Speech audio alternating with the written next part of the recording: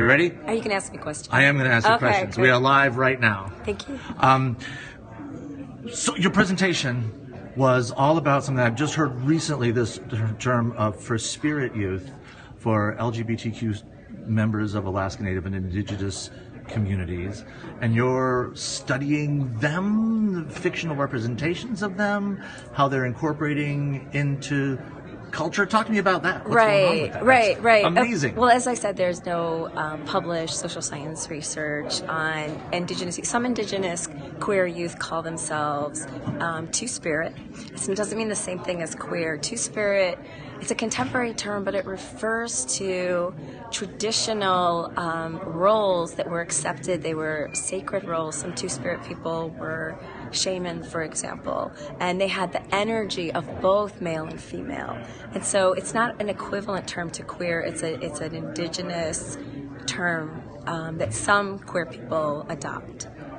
And how is it as a Westerner? I'm assuming that you're a Westerner and not an Indigenous person. I'm not. I mean, I'm Western. So yeah. is it layering over Western ideas and saying, no, we're going to pigeonhole you in these ideas that we have from the West? Oh, okay. So it's sort of like what I mentioned, that the representation of queer Indigenous youth, specifically Alaska Native youth, is part of it is a political project of decolonization. So normal, what we call mainstream Western ideas of heteronormativity and binary, those kinds of things, those are artifacts of the Two-Spirit, which is, it goes back in their history hundreds and hundreds of years.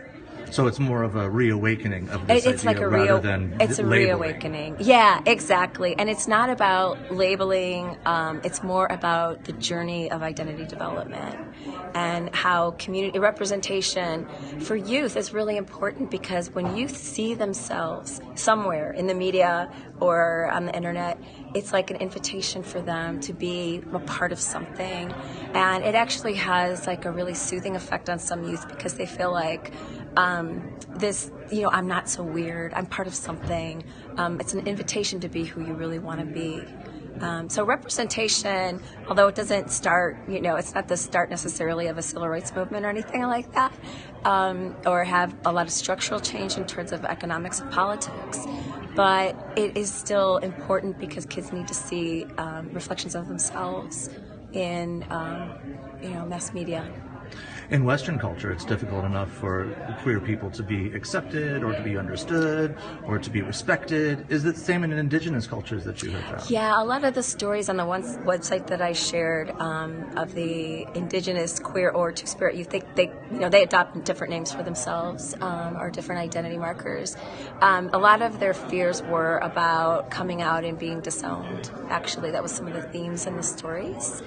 So I think the Two-Spirit youth were accepted many generations ago, and Two-Spirit people, but because of Western culture and colonization, that's been lost.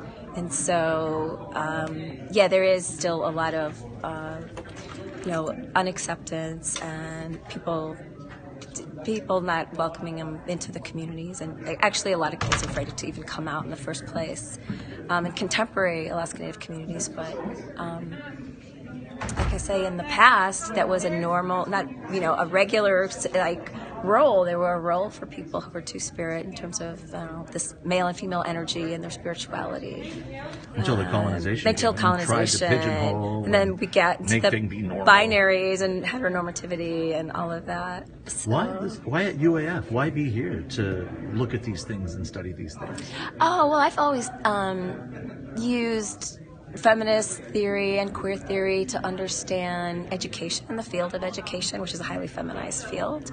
But also, I've always been concerned with kids who maybe not are on the margins and might not have the kind of support structure and resources they need to be who they want to be. And here's a good place to And find here's a them. good place to, yeah, right, yeah.